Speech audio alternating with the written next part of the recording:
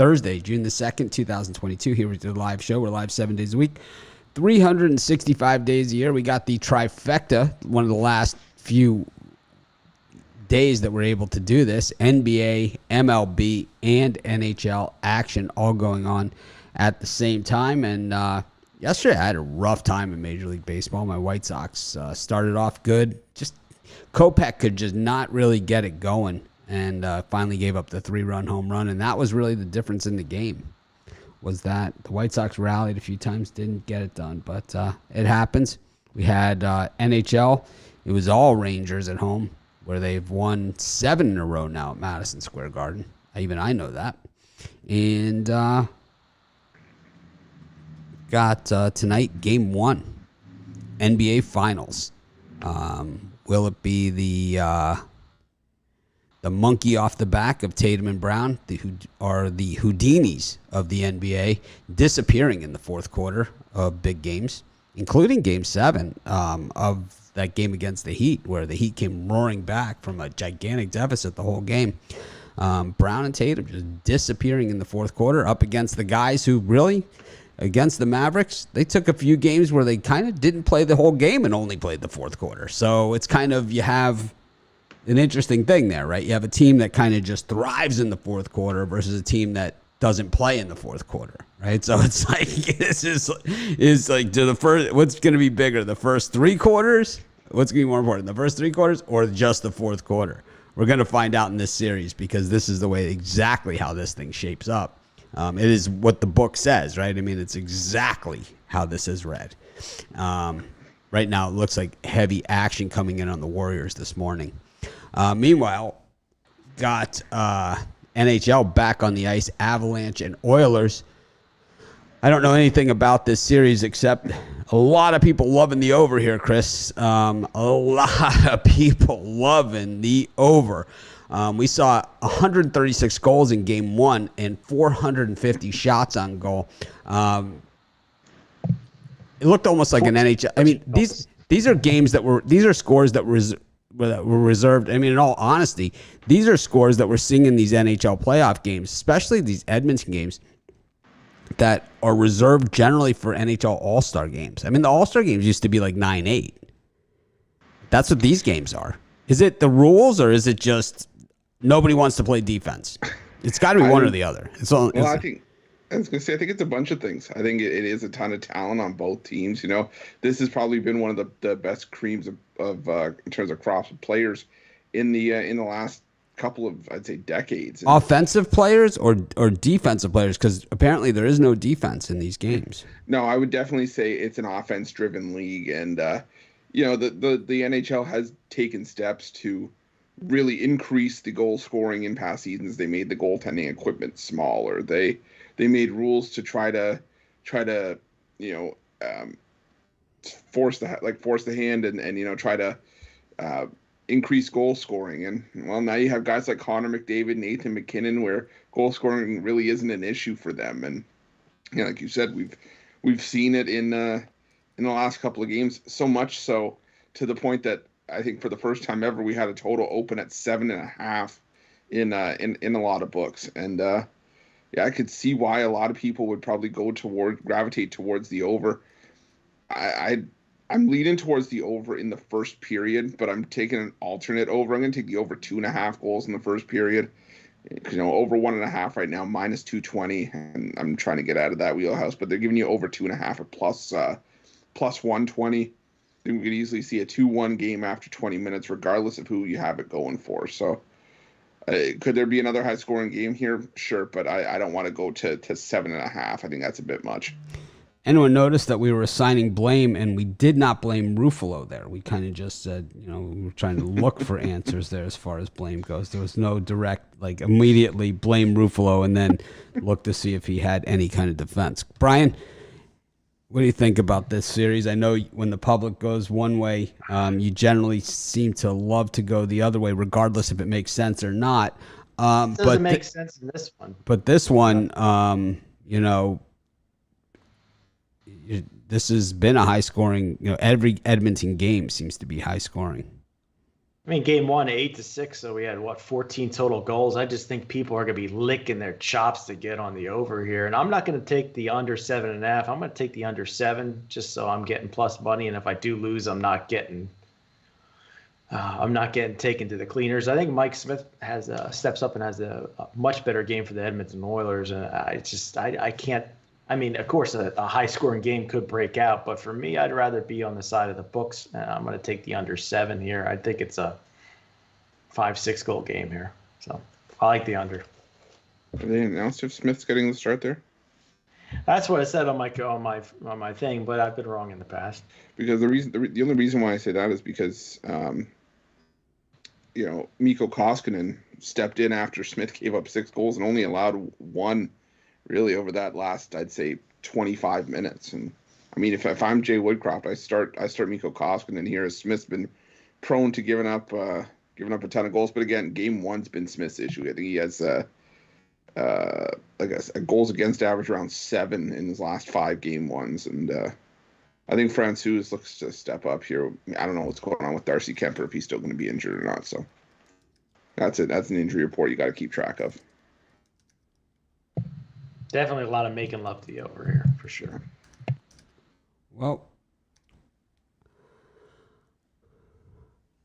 I like the Avalanche in this one. Anyways, we go to our promos. Brian, what are you selling today? Oh, off a winning day. I just can't seem to sweep, but I'll take a winning day any day. Thursday night money shot 3-pack. You get my 3 best bets. One of them's in the NBA. The other 2, Major League Baseball, $40 at pickdogs.com premium picks. June's usually a good month, so we're going to try to carry it over for another day of winnings in June. Chris? Yeah, and for me, I got my MLB pickoff play, the $15 play. Got back on track to start June with a winner yesterday. Hope to make it back-to-back days here. And I also have a 3-pack, my MLB triple play. I have that includes the pickoff play in that 3-pack as well. So got that for $39.95 over at Pick Dogs Premium. All right, I have my $15 big play. I have I have an MLB 3-pack. One of those is one of the afternoon games. 2 of them are evening, so that will reshift. And I also have an NBA pick in tonight's finals. You can use the code right here, June 10. Get 10% off any premium picks. You can use it as often as you like all month long. Not something that we ever normally do, but I'm doing it now. What the hell? Anyways, be sure to check it out. But let's get to Major League Baseball action. We got just 12 games on the card today. We've got Yankees and the Angels, game 1 at the stadium. We've got the Tigers and the Twinkies, and the Texas Rangers against the Tampa Bay Rays. Chris? Sorry, I got distracted when you said Twinkies there for a second. I'm going to go with the Detroit Tigers here. I think that there's going to be some value with Alex Fado, and while you never want to fade the Twins in the favorite role in the bulk of spots, I think that the Tigers could take one here, especially if they get a capable start from Fado here. I'm just not a Chris Archer fan, so give me the Tigers in that one. And I'm going to lean towards the Texas Rangers with Taylor Hearn on the mound. I know Hearn hasn't been anything special, but Corey Kluber's been just god-awful on the road, an ERA well over 6. And I think the Rangers, they had their chances, but they let it slip away on Wednesday. I think they get revenge and close out the series with a win on Thursday. Brian? I'll tell you, the Rangers and Rays kept me up late last night, and I went to bed upset. So I'm going to skip that one. But I'm going to take Fado and the Detroit Tigers. Minnesota gave me an L yesterday. I just think Fado, I think he's off 5 solid starts in a row. Chris Archer, he's nothing special. I think the Detroit Tigers start to play better, at least at home. I'm going to take them on this nice price plus money. And then Ohtani and Cortez facing off. I think the Yankees are a bargain at this price because Ohtani's usually heavily bet. A lot of Ohtani fans out there. And I also like the game to go under 7 runs. I think runs are going to be tough to come by here.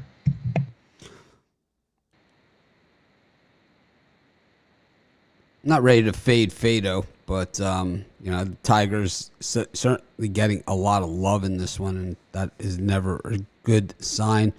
I'm going to go with Corey Kluber here in the Rays against the Rangers. I don't know. I just think Taylor Hearn against a playoff team, just not really where I want my money to be. And we're getting Kluber at -135 fairly reasonably here. So I'm going to take the Rays as my pick. We go to Toronto where the White Sox are taking the White Sox are taking on the Blue Jays. We've got the Marlins taking on the Giants. We've got the Marlins are -140 favorites at home. Yeah. And then you've got the Reds and the Nationals. Brian, what do you think? I'm going to take another shot with the White Sox. They've been burning me this series with the Blue Jays, but I think at +1.5 with Cueto, I mean, he's coming off a start that was a little bit lackluster, but I think we're going to see a strong performance against Manoah, who's been solid all year. I just think the White Sox lineup's too good to keep him down. I should be fighting hard to get a W here. So at the price of the +1.5, I'm in with the White Sox, and then Nationals, Reds. Reds laying -135 is always a sticky situation, but Ashcraft has great minor league numbers this year, and his last start in the big leagues was solid against Adone. Count me in for the Reds here on the money line choose. Yeah, I'm gonna go with the Marlins in the first 5. I think Sandy Alcantara has been every bit as good as advertised. And he's got 2 ERA this season. He's been the Marlins staff ace, and Alex Wood. He's been a decent starter for the Yards, a mid rotation guy for the Giants, but he's still given up 3 or more runs in 5 of his last 6 starts. And I think the Marlins could do enough to get a win on the first 5, -140. Yeah, to me, it's, anytime you see this kind of action and money on a team like the Marlins, it's probably a good opportunity to look the other way. Just seeing a team like the Giants, the thing about them is that they're kind of this ragtag, scrappy bunch. They never... It's like I always consider, like in those Western teams, that the Dodgers are more like a clean uniform team, while the Giants are kind of the shirt untucked, dirt all over them type team. And, it's like when they're up against the better players and the better pitchers and stuff like that, that's when we usually see their best stuff. And it's like teams like that, it's kind of like they love to prove everybody wrong. So I think I would tread super, super lightly on Alcantara, who I've been all over all season. Now that it's kind of one of those things too, it's like, he's fun when you're getting him at plus odds against the Braves. Not so fun at -140. That's for sure. I think you look at some of the other games in this spot. The White Sox did me super dirty last night. Kopech just could not find the plate, and he kept putting himself in and it's like he wasn't getting the calls either. And it was kind of like he kept putting himself in difficult position, bailing himself out inning after inning after inning. And then finally, eventually, if you keep having guys on base against the Blue Jays, they will hit a 3-run homer on you. And that's exactly what happened to him. But the White Sox never gave up in that game. Both of these first 2 losses, they have not given up in either of these games. They just, I don't know, they don't take advantage of the opportunities. They make some bad base running as well. Anyways. So you're going with the White Sox? I think so. Johnny Cueto, first ballot Hall of Famer, is pitching. So you got to always, back Johnny whenever he's pitching. He's not a first ballot Hall of Famer, but he's a solid arm for sure. You're right. He is a first ballot Hall of Famer. Anyways, I have to agree with you on that one, Brian. Anyways, he's kind of like the Dusty Rhodes of baseball. He's kind of just, Dusty Rhodes is Yeah, he sure does flip flop and fly. That's for darn sure. He does it all. He kind of does it. He's kind of, I think he's one of those guys. Just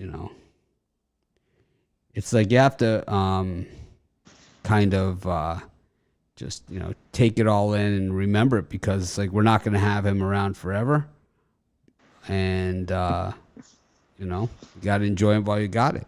It's kind of like in 10 years we'll be on here talking about remember Cueto. I think Cueto's a lot like Aaron Nola. I think those two are comparable. I mean, one day Aaron Nola will go 7 innings strong, and the next game he'll get blown up. So that's my comparison. Nola and Cueto are about the same. I agree with you. Your baseball knowledge is limited, but I do think that Cueto is one of the better pitchers to ever step on the mound. Anyways, we've got... I want some of what you're smoking. I mean, he's just a good player. I just don't even understand. He is. He's not. I don't question him being a good player. I'm just saying he's not a first ballot Hall of Famer. You're right. First ballot Hall of Famer and Cueto in the same sentence is pretty much just like peanut butter and jelly.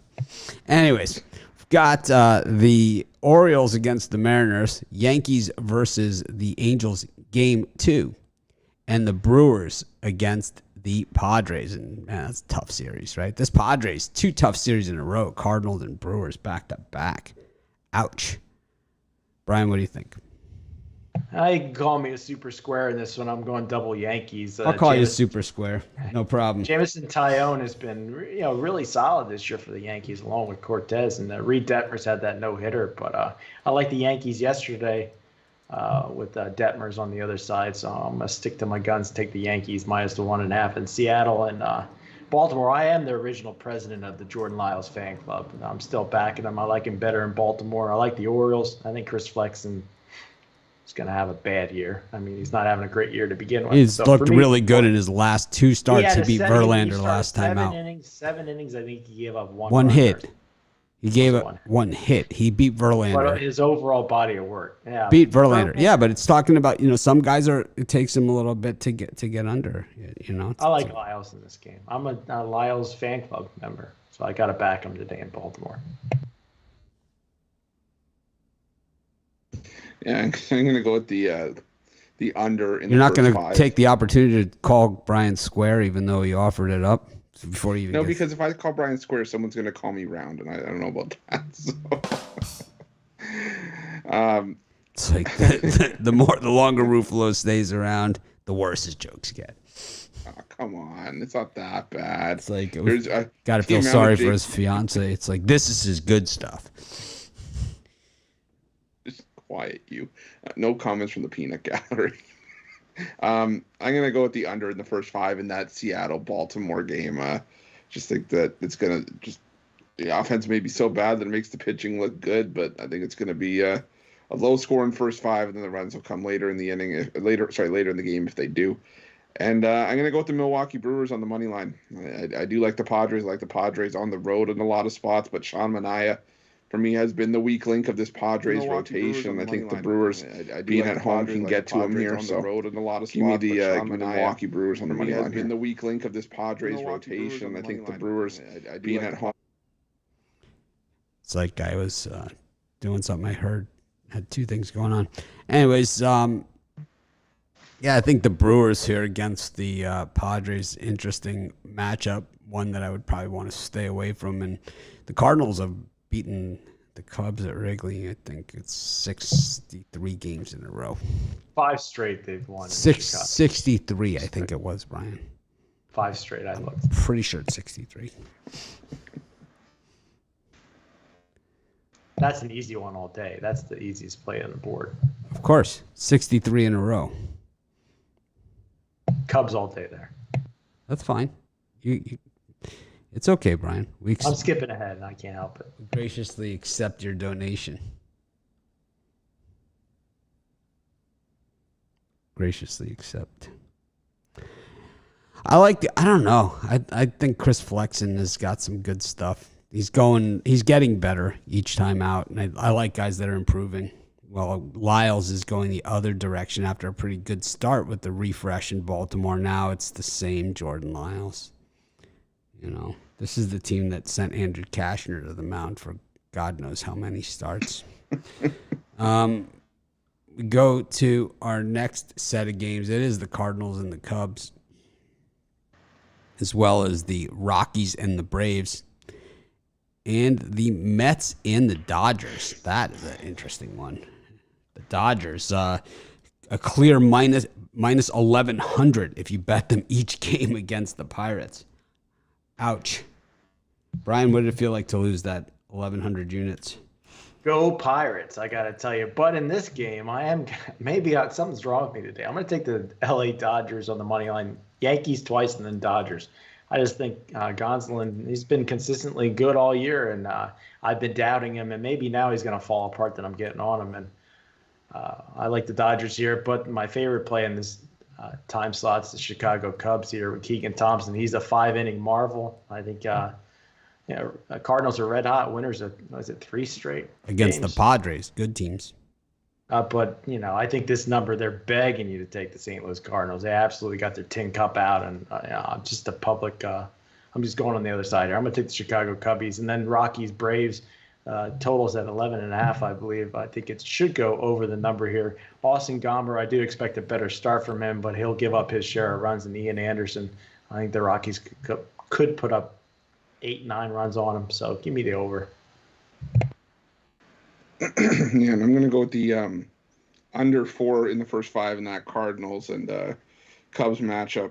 Like Brian said, Keegan Thompson, normally a 5-inning guy. And he's pretty good in those 5 innings. And Matthew Liberatore bounced back nicely after a rough debut. And you could have a bit of a pitcher's duel early on in this one. Maybe see 1 or 2 runs, but either way, I like the under in the first 5 there. I'm going to go with the Yurfie in that Braves and Colorado matchup. Maybe an alternate total there over 1.5 or over 2.5 in the first inning. I think the runs are going to come early in that game. And, I'm still leaning towards the under in that Mets and Dodgers game. I think, Taijuan Walker's been able to pitch capably. Tony Gonsolin's been very good this season. And two offense, I think, will try to get on track heading into the weekend. So give me the under in that one. I like the Mets in a big way here. I think that you can reverse run line them here against a very struggling Dodger team.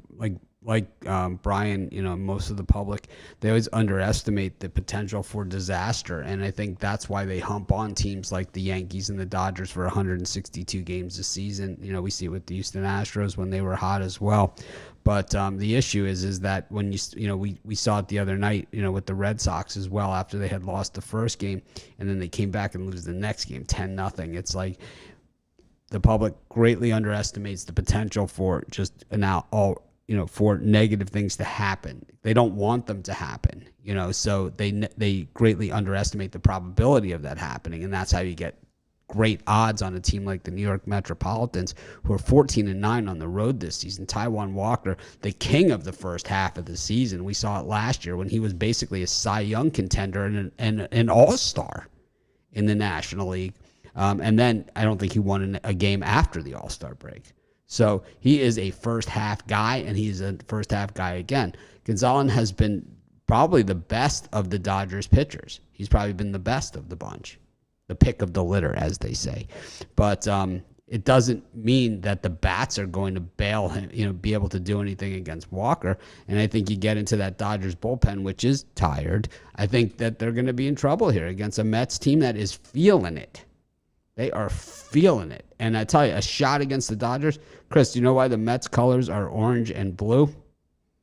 Brian, you know why they are orange and blue? No clue. Chris, do you know why they're orange and blue? No. Because the Mets were the team that was put into New York after the Brooklyn Dodgers left. So the blue represents the Brooklyn Dodgers and the orange represents the New York Giants, who became the San Francisco Giants. And that is why the Mets colors are blue and orange. Trivia for you. What does that have to do with the Giants and yeah? Oh, because the Mets hate the Mets hate the Dodgers, and the fans hate the Dodgers. Well, the Dodger fans are there only for 4. The Dodger fans generally only are there for 4 innings. They could care less. Anyways, they get there in the 3rd inning. They leave at the 7th. Everybody knows that. Anyways, taking the Mets. Reverse run line as well. We move to the NBA. Game 1 of the NBA Finals. These are, true East versus West matchup. You've got the Warriors, probably the team of the early part of this decade, versus the Celtics, who are the poster child for the NBA. They have the most championships of any team. You've got, the guy who has the monkey on his back, the gorilla on his back, because he doesn't show up in the fourth quarter of big games, and that's Jason Tatum. who is the leader of the Celtics, and then you have Jaylen Brown, who can't hit a free throw in a meaningful moment to save his life, up against one of the greatest free throw shooters of all time, in Steph Curry. You have Klay Thompson, who is not even really 100% of the Klay Thompson that we've seen in the past. And then Draymond Green, who is he's kind of like, Muhammad Ali had Bundini Brown in his corner, and he'd be like, he's the greatest. You're too pretty. You're the greatest of all time. And that's how Draymond is for the Warriors. He's the guy that stirs the drink, but he also does it on the court. So it's kind of like how ML Carr used to be for the Celtics, but who actually really, is an all-star player on top of it. But Draymond Green is kind of that glue that holds this team together, and it doesn't always look pretty. But I think the Warriors are a team that's been there, done that, proved it, and, should be fully expected to win this in 5 games or less. But we've seen the Celtics not lose 2 games in a row, but also rarely win 2 games in a row throughout these playoffs. So this is a pretty good series we have set up. A lot of star players, but like I said, we have guys who are already first ballot Hall of Famers against guys who might get into the Hall of Fame, but, it would be an argument to say kind of like, never won the big one type guys. Chris, what do you see here? And you know what? I think this is going to be, like you said, it's going to be a great series, and so it's all about who's going to show up in the big moments. If the Celtics get at least, I'd say 2 or 3 games from Brown or Tatum on the road, potentially both, I think the Celtics have a really good shot at winning this series. But I'm gonna stay away from the side here for a free play. I'm going to give out the over 212.5. I think this is just going to be a higher scoring game than that line would indicate. The Warriors are going to be the best offense, I think, that the Celtics have faced up to this point. And we've all seen how quickly the Warriors can heat up, especially at home. But I don't expect Golden State to have it all that easy here either. They've had a bit of a layoff here, and while they are rested, I think it could come out a little bit, I don't want to say slow, but I think the Celtics could bring some energy here and maybe catch them a little bit. But either way, I like this one to get closer to 215, 220 in this one. Brian, when we've seen a lot of money coming in on the Warriors, and a lot of bets, a lot of money, kind of everything that you see with a team like the Warriors when they're playing against a team that really hasn't done it before, like the Celtics. And now, the line was 3.5, and it kind of just held there. But now the 4s are out, and I think we're probably looking square to 4.5 before this thing actually goes the way things are running right now. We're seeing 3.5s with high juice and 4s. You think this one's about as stone cold of a lock for the Warriors as it gets? I don't know. Well, I think if you want to bet the Golden State Warriors, I think now is the time to get in on them. If you want to bet the Boston Celtics, I'd wait close to the first tip. I think like you mentioned, I think you'll get a better number by then. But as far as a free pick goes, I'm going to take the under in this game. I'm going to disagree a little bit with Ruflo. I think we got the 2 best rated defensive teams going at it. The Celtics in the regular season averaging 96.6 points per game, and the Golden State Warriors 98.4. Doesn't mean much in the playoffs, but I think these 2 teams, there's going to be a feeling out process. I really think it's first team to 100 wins it. So I know I'm an under junkie, but I think this one goes under the 212.5. I like the over. I'm with Ruflo on this one. I just think even though the game is likely one-sided, that I think we just see enough points, and I think this is a game where a lot of the prop bets are just really off the chart. I did a few on my 7 free picks in just 5 minutes. Wiggins hitting the over 24.5 points, rebounds, and assists, 70% clip in the last 10 games, which would all be playoff games at this point. And Al Horford under 10.5 points, hitting at a 70% clip, paying about even money on both of these bets. So a lot of value there. I would check the betting tools. I would scour them on these NBA. That they have been pure money on these props. Once again, I hit another hockey prop yesterday. It's like everyone knows I know nothing about this. I'm just randomly picking, what looked to be good value bets from the betting tools for that show. It's the oddest thing, man, in the comments on that show, on my video for the 7 free picks, people still don't understand that those picks come from the betting tools and they're not my picks. I mean, I might say it 3 to 4 times a video, and I've done them since I started in January doing those 7 free picks. So I've done probably 100 videos of that: January, February, March, April, May. So about 150 videos. And I say it about 3 times a video. So 3 to 4 times a video. So a minimum of 450 times I've said that. And for some people, it's still, they still don't understand that concept. Just like, kind of like I know Chris and I both do the daily videos where we say my best bet is located in the premium area. Well, if there's one NBA game on the card and we have a premium pick on it, we're certainly not going to give it out in the free pick. It's in the premium pick. We want to do a video on the game. We want to cover it. We want to say that we do. And believe me, the total bets are, if we give a total or a first quarter or whatever like that, it pays the same as, a full game bet. So I don't know. Everyone's always going to complain about something, but with us, they seem to complain about everything. Anyways, I have a player prop that I like. Well, it's a good story, Brian. Why don't you share it with us? All right, I stole it from the betting tools, and I think it's an 80% winner, 4 of the last 5. Jason Tatum over points, rebounds, and assists. It's a minus 120 bet, so it's over 40.5. I like that one. How often does it hit? It says the betting tools say 80% for the last 5 games. So in the last 5 against the Heat, he's gone over that number. Well, of course, it's the Heat. It's not the Golden State Warriors. Right. This is from the betting tools. No, I'm just saying. I pushed it out to 10 games, for this because these teams hadn't played each other. I forgot that you could. That's why I pushed it out to 10. And I looked at that, but that's there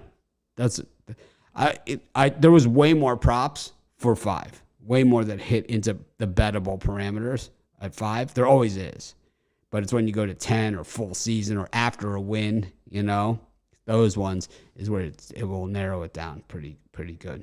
But I'm fine with that.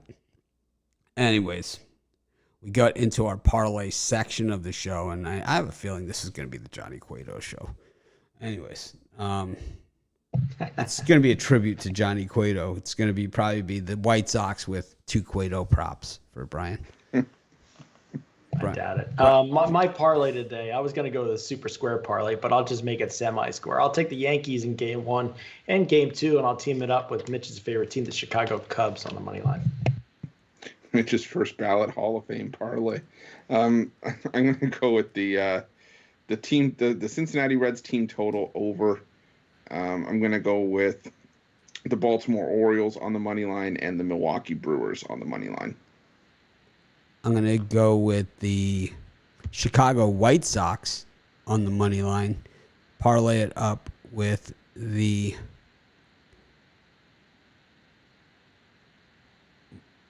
San Diego Padres on the run line, and that means laying the 1.5. And then I'm going to go with the New York Mets reverse run line. So New York Mets reverse run line, Padres minus 1.5. Parlayed up with first ballot Hall of Famer Johnny Cueto and the Chicago White Sox, which is a good name for a band if anyone's looking for one. Just to add to my player prop, if you stretch it out to 10 games, that Tatum prop is hit 70% of the time. So there it is. 7 and 10. Yeah. There you have it. Thanks, everyone, for joining us. We appreciate each and every one of you. You can see below me, we've got the VIP show coming up after this. On that show, if anyone's interested, the way that it works is we each give out one of our premium picks that we're selling on the site today. And it's $99 a month. We've had cappers like Kevin Thomas who threw a temper tantrum about it before he was fired. But anyways, that's pretty much the way that it goes. He did throw a temper tantrum, right? He threw a little bitch fit on that one. I thought he did. Yeah. Yep. Because but meanwhile, he sells picks for $2. Anyways, thanks everyone for joining us. He's worth he sells them for $2. He's worth 40% of that. Have a great day, everyone. We'll see you guys tomorrow. Make it a winning day.